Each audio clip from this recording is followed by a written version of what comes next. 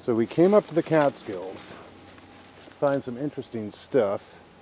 As you know, Or+Bust will go to all lengths to capture interesting things. And this is the land of Washington Irving. Sleepy Hollow's south of here.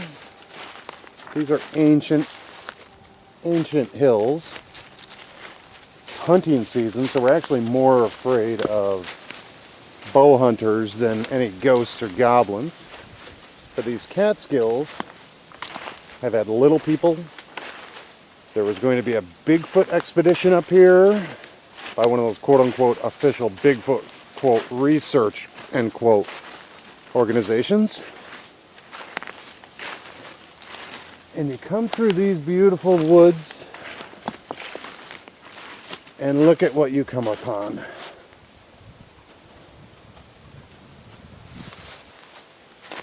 Cemeteries. Ancient walls. They used to farm this land, throw the rocks into a wall. And these people worked this land. The garrisons. 1866.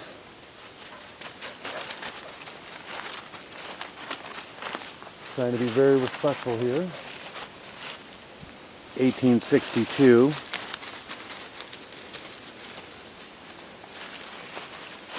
I can't make out the date on that one. And there are approximately 6 different burials here. And then there's the Minkler. 1868. Buried with his wife. Died 1893. So what better place than to tell a ghost story? These are old areas. And this ground is sinking. I hope David is not going to reach up and say hello.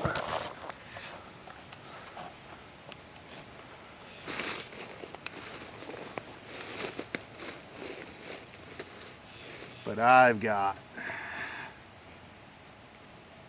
a ghost story. Not from here.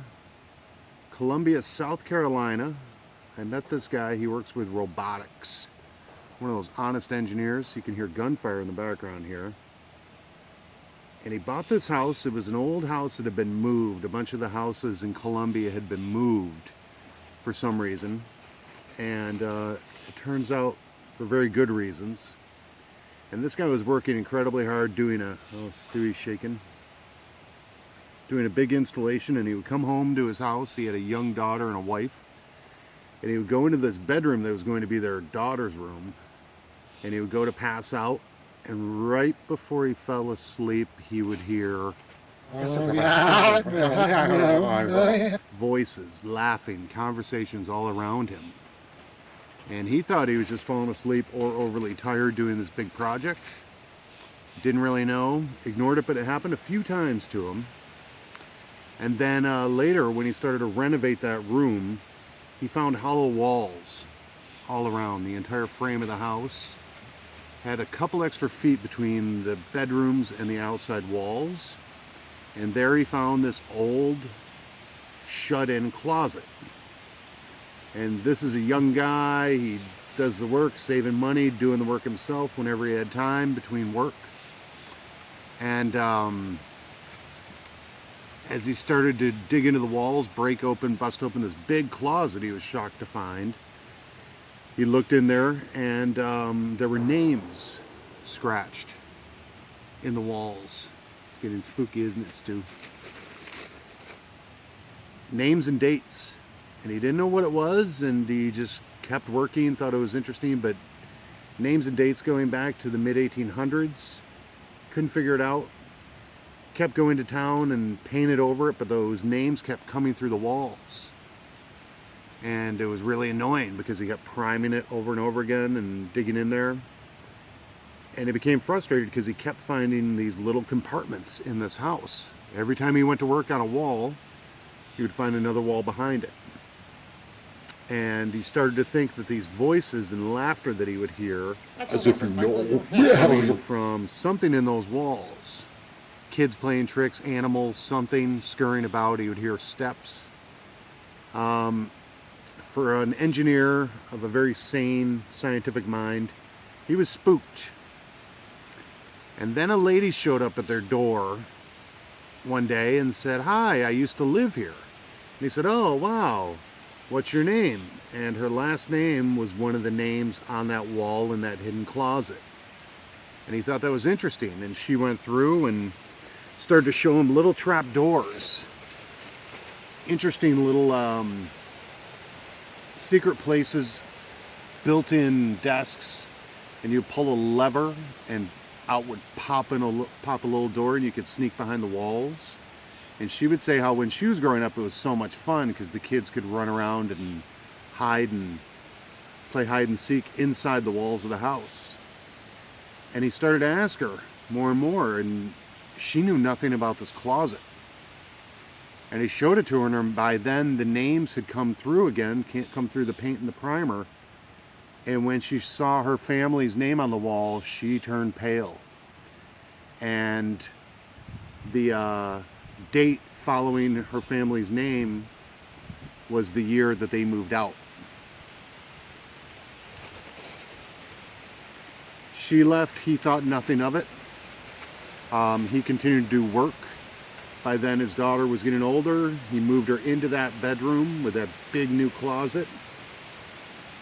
And she was a screamer, and then she started to behave. She would fall right asleep. And as she got older, this was going on over a year or so, they would tell her what a good girl she is for going right to sleep in her room and not coming up and sleeping with them.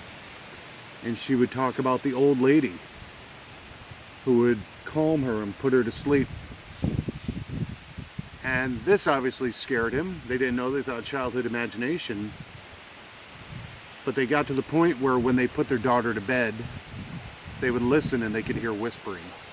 Go to sleep, go to sleep, go to sleep. And when they opened up the door, there would just be their daughter staring off into space as if someone was right there, but they were suddenly gone.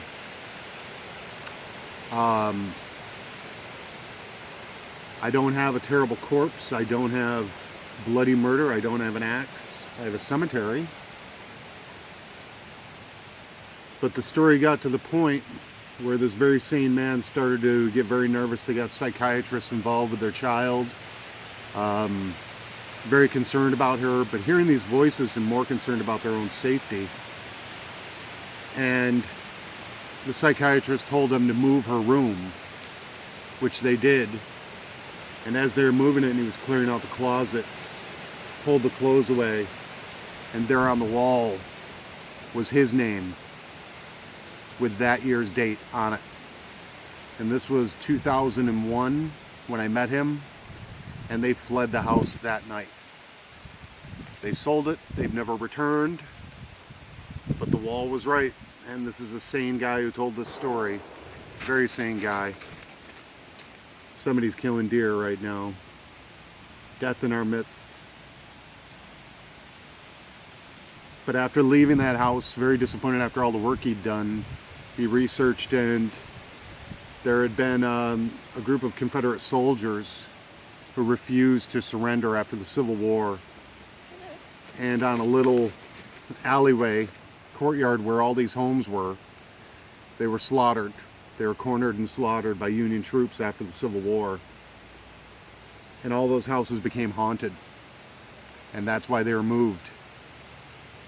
Stu's shivering. That's my story. That's one of the better ghost stories I've heard. Ghost stories are good because you got to trust the person telling it. And I trust this guy. Happy Halloween from the Haunted Catskills. Bigfoot, where are you? And thank you, Garrisons and Minklers, for hosting us. Stay safe. Don't eat apples with razor blades. Let's go, Stu.